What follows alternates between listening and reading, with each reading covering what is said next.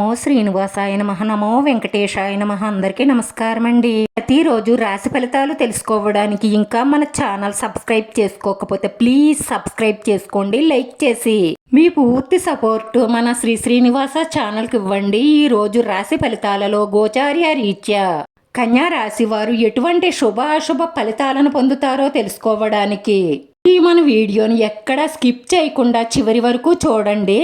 ఈ రోజు ఎప్పటి నుంచో మీ మీద కక్ష పెట్టుకున్న ఒక స్త్రీ మిమ్మల్ని మానసికంగా హింసించే ప్రయత్నం చేస్తుంది. అది విఫలమైతే శారీరకంగా మీకు హాని చేసే ప్రయత్నం చేస్తుంది. జాగ్రత్తగా ఉండండి. స్నేహితులు, కుటుంబ సభ్యులు మీకు సహాయాన్ని అందించడానికి ప్రయత్నం చేస్తారు. మీరు ఎవరిని కూడా అంత గుడ్డిగా నమ్మెయ్యకండి. ఈరోజు మీ పనులన్నిటికీ కొంత విరామం ఇచ్చి మీ జీవిత భాగస్వామితో సంతోషంగా గడిపే ప్రయత్నం చెయ్యండి. రోజువారీ పనులలో చాలా ఉత్సాహంగా పనిచేయవలసి ఉంటుంది. మీరు కష్టపడి పనిచేయడం వల్ల లక్ష్మీదేవి అనుగ్రహంతో అదనపుగా డబ్బులు సంపాదించే అవకాశం ఉంది. కష్టానికి తగిన ఫలితం దక్కుతుంది. వృత్తి, ఉద్యోగ, వ్యాపారాలలో మన సికాకులన్నీ అతి త్వరలోనే తొలగిపోతాయి. రోజు ఇంట బయట సంతోషకరమైన వాతావరణం నెలకొంటుంది.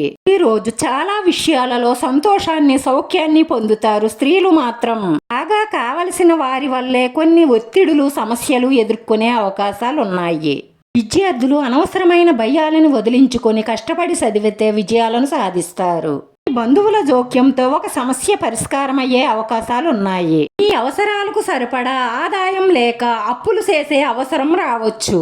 మహిళలకు కుటుంబ సభ్యుల నుంచి విమర్శలు ఉంటాయి. భాగస్వామి యందు మీ మనసులో ఏదైనా కలత ఉంటే మీ అమ్మగారితో మాట్లాడండి, మంచి పరిష్కారం దొరుకుతుంది.